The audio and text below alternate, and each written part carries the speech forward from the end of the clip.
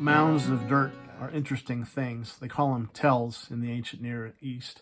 Piles of rubble that if you were to dig through as an archaeologist, you would find out that there was once a town down there. As the 12 continued southward on the Jordan, they ran into perhaps a pile or a rubble that was once a town. And did they talk about it?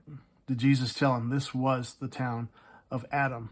Was this the place where 1,400 years previous, 22 miles downstream, when the Israelites crossed the Jordan and they put their feet in the waters and the waters dried up, and it tells us in Joshua that a pile was made, was the town flooded?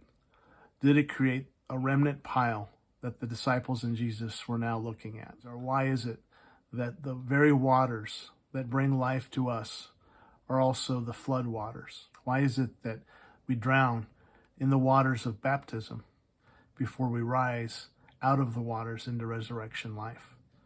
Why is it that we can't bypass death on our way to resurrection?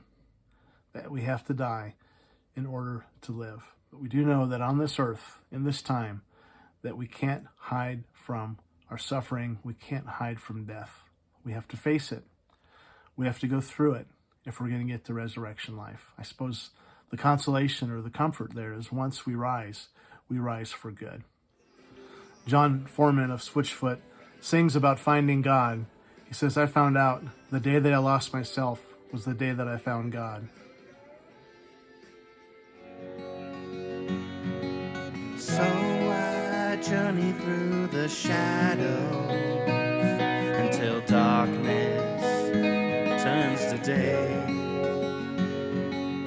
Lead me in the shadow